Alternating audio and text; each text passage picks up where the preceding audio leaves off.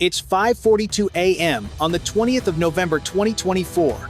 Over the western Atlantic, just north of Puerto Rico, four massive B-52 bombers cut through the gray morning sky. They fly low and steady, engines shaking the air like a slow-moving storm. These jets are not on a training loop. They are loaded, locked in formation, and heading straight toward the Caribbean. Inside the lead aircraft, the crew braces as a sharp warning tone flashes on the threat screen. It lasts less than a second, but it stops every heartbeat in the cockpit. No follow-up alert, no lock. Just silence, and the heavy sound of 8 engines pushing the bomber forward.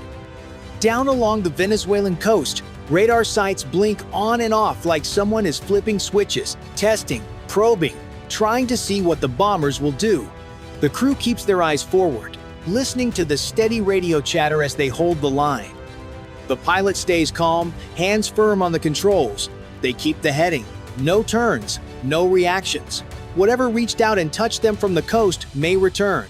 And when it does, this flight could shift from routine to crisis in one heartbeat.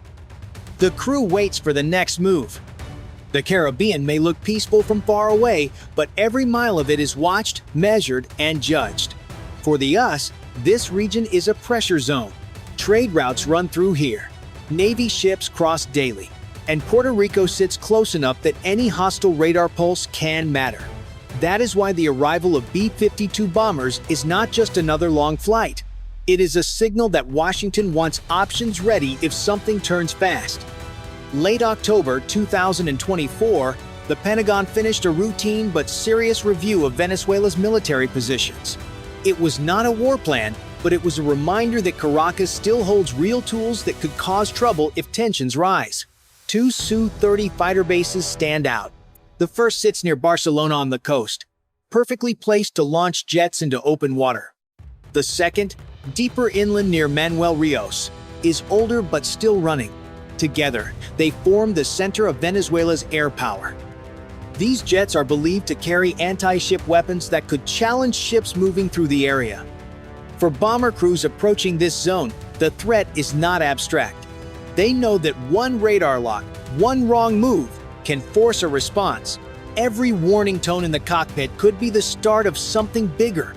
And every silence after a radar spike feels just as dangerous, because silence often means someone on the ground is switching systems, adjusting settings, or preparing the next step.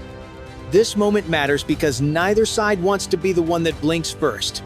Venezuela wants to show they can watch the sky. The US wants to show they will not be pushed back. That thin line between watching and provoking is what keeps everyone on edge. If you were in the crew's place, would you see these radar hits as caution or challenge? Press 1 if you think Venezuela is testing limits. Press 9 if you think the bombers should push through without hesitation. And if you want more updates like this, make sure you subscribe so you do not miss the next move in this growing standoff. The tension hits as the B-52 seconds turn toward the refuel track east of Florida. The sky looks calm, but inside the bomber, the crew feels every second tighten. A radar tech leans in when a small spike pops up on his screen. It is faint but sharp enough to say, "Possible contact." The pilot checks his own display. Nothing. The spike disappears. Then it returns cleaner, stronger, coming from the Venezuelan coast. It is not a lock, but it is intentional. Someone is checking who is out there. No one speaks much. The navigator keeps his hand near the radio panel, waiting to see if the signal grows. Instead, the pulse fades again. That is what makes crews uneasy. Quick flashes usually mean someone is switching modes or adjusting power, trying to figure out what they are seeing. The KC-135 tanker reports in. The B-52 seconds shift left and connect. Even during refueling, the radar tech keeps watching the screen. Another spike appears, softer but still deliberate. Fuel flows. The tension stays. Once refueling is complete, the formation climbs and heads southeast. The next radar sweep hits harder, lighting the cockpit in a brief electronic glow. Still no lock, but close. The pilot reports it. Ground operations replies calmly, "Hold course, log everything." Another pulse, then another. Each one more focused, almost like someone is narrowing the beam. Then the radar returns drop to zero. The entire coastal net goes dark. Not weaker, gone. A blackout like that means a switch, a reset, or a move to another system. The silence that follows is worse than the signal.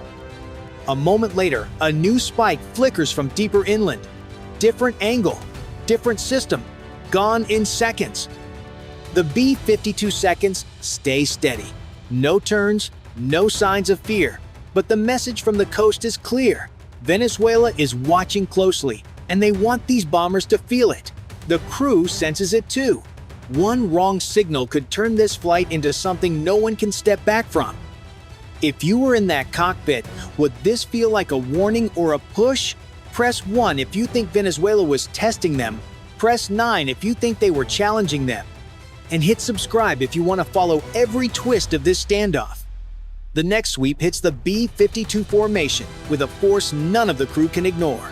It rolls across the bomber in a wide, clean pulse, much stronger than anything before it. The radar tech sits forward, eyes locked on the screen. The pilot holds the course, but everyone feels the shift. Someone on the Venezuelan coast just moved to a higher power setting. A second sweep follows, tighter and sharper, like a focused beam sliding across the bomber's wings. In this kind of airspace, changes like that are never random. They are controlled moves meant to test reactions and see how close they can push without crossing into a threat. Inside the cockpit, the engines sound heavier. The navigator studies the map, trying to guess which coastal radar site is pushing the hardest. Another pulse flashes, then fades. The crew keeps talking in short, steady lines. Stronger return. Same angle. No luck. Then the pulses fade out slowly, almost like someone easing off a trigger. That slow fade is its own signal. Whoever is watching the formation is stepping back, but only a little. The silence afterward feels more tense than the sweep. Moments later, a narrow, precise pulse hits the lead bomber and moves across the rest of the formation. It feels practiced, like someone switched systems or shifted to a tracking mode designed to keep pressure on the bombers without triggering an alarm. The pilot reports it. Operations replies, maintain heading, keep logging. Everyone knows why. These radar patterns reveal intent and readiness. The US wants every second recorded. Another sweep comes strong at first, then softening. The rhythm feels deliberate, spaced just enough to keep the crew on edge. The co-pilot says quietly, "They want us to know they're right there." Outside, the ocean looks calm under the sun, but no one in the bomber feels calm. The B-52 seconds hold formation perfectly. No sharp turns, no hesitation. Their job is simple: stay steady and avoid giving the other side anything to twist into a spark. Each mile forward pulls both sides deeper into the same silent test. Venezuela pushes with radar. The bombers answer by refusing to flinch, and the space between those two choices grows thinner with every sweep. What the crew doesn't know is that the radar sweeps in the sky match changes happening on the ground. Inside Venezuela's two main Su-30 bases, quiet activity begins. Hangar doors open. Power carts roll out. Ground crews move equipment like they are starting a readiness drill. No engines start, but the message is clear. They want the bombers to see movement without calling it a launch. Inside the B-52, the radar tech catches a new spike thin, quick, and coming from deeper inland. It is not the same system hitting them before. It lasts barely a second, but it is enough to confirm that Venezuela is adjusting more than one radar source. New inland ping, the tech says. How long? The pilot asks. Blink and gone. That tiny signal shifts the mood fast. A brief pulse can be a test or a decoy, but it also means someone is widening their scan. The formation knows nothing launched, but the air suddenly feels tighter. Then the returns drop into silence. No coastal sweeps, no inland flashes, just empty screens. Silence like this is never random. It means someone shut down, reset, or switched to a mode the bomber cannot see. The pilot keeps the course, but every second feels longer as the crew waits for the next tone that tells them what the ground is planning. Moments like this are why standoffs are dangerous. no missiles, no fighters, just two sides watching each other and waiting for the next move. If you were reading these signals, would you see this silence as a step back or a setup? Press 1 if you think Venezuela was pulling away. Press 9 if you think they were tightening the net. And subscribe so you don't miss what happens next. The next signal hits hard. A deep, steady sweep rolls through the B-52 formation, stronger and more focused than anything before it. The radar tech calls it the second it appears. The pilot holds the course, but the whole cockpit feels the shift. Someone on the Venezuelan coast just moved to a serious tracking mode.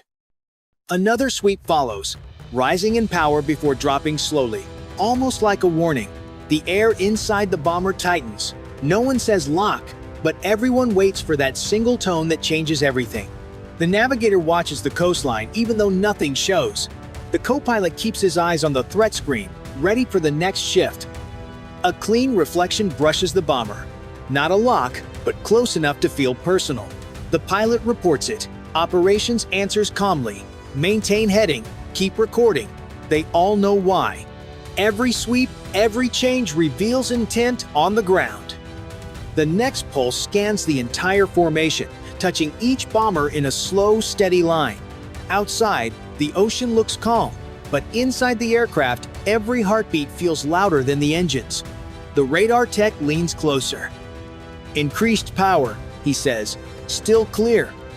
Another sweep follows, fading slowly instead of cutting out fast.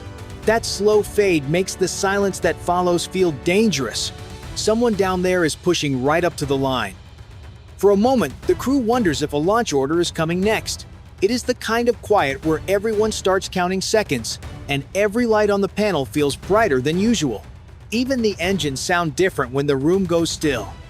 Then a narrow, precise beam hits the lead bomber and moves across the others with perfect timing. It is controlled, clean, and confident, a message sent straight into the cockpit. "We see you. We can hold you." "They're pushing us," the co-pilot says quietly. The pilot answers, "Then we hold." The formation stays tight. No turns, no hesitation, just steady wings and steady engines. The Venezuelan radar sweeps once more, sharp and clear, then disappears completely. The screens go silent. Not a flicker, not a pulse, just a blackout. Silence, this deep, never feels like relief. If you were watching that screen go dark, would you think Venezuela backed off or set up the next move? Press 1 if you believe they stepped back. Press 9 if you think the real action is coming. And hit subscribe so you don't miss what happens after this blackout. When the radar blackout holds, the B-52 crew finally exhales, but it is not relief. Silence after a wave of strong scans never feels safe. It feels like the other side stepped back on purpose. The pilot keeps the formation steady, while the crew logs everything. No missiles, no locks, but the pattern is clear. Venezuela wanted the bombers to feel watched, then feel the sudden drop. As the formation turns north, the threat screens stay empty. No more pulses, no inland flashes, nothing. Analysts later point out that silence like this shows control, not weakness. Someone shut things down at the same time, which takes coordination, not confusion. On the ground, the Su-30 bases slow their movements too. Equipment rolls back, doors slide halfway shut. It is not a full stop, but a pause that leaves room for doubt. Anyone watching from above would wonder if they stopped for good or are waiting for the next moment to start again. When the bombers link with the tanker on the way home, the tension finally starts to ease. But the crew knows this mission will go straight into a detailed report. Timing, strength of pulses, sudden silence, every second will be studied. What they saw today was not random radar work. It was a controlled test, pushing right up to the line without crossing it. For planners, that is the real concern. Tests like this can turn fast. One wrong tone, one bad read, and a radar sweep becomes something far more serious. The region may look calm, but both sides now understand how thin the margin really is. This flight ends with no shots fired, but the message is clear. Venezuela showed a radar network willing to push close. The B-52 seconds showed they would not turn. And the space between those choices is where the next chapter will happen. What do you think this silence means? Press 1 if you believe it was a warning. Press 9 if you think the next encounter will go further. And hit subscribe so you don't miss what this standoff turns into next.